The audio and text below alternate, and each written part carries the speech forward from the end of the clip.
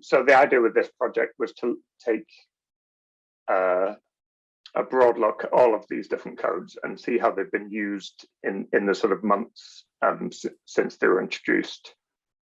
There aren't an awful lot of codes. So you said there's only 2 diagnostic codes, 3 referral codes, and then what is it, like 8, 9, 10 assessment codes. So not a great deal of number of codes.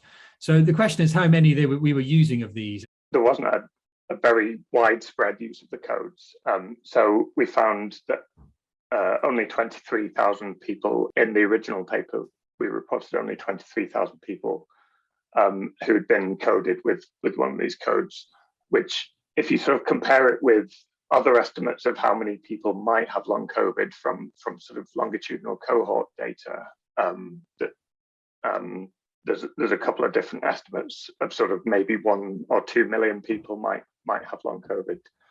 So one imagines that a lot of these will have been coded symptomatically, at least initially, whether that was fatigue or other symptoms of long COVID that people may still have been having.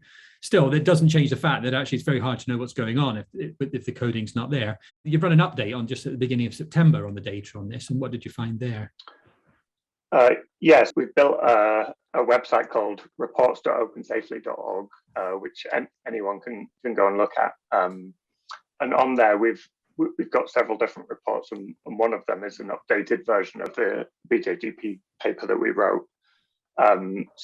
So on there, the sort of headline figure from that is that there are now 57,000 people who've been coded with a long COVID code.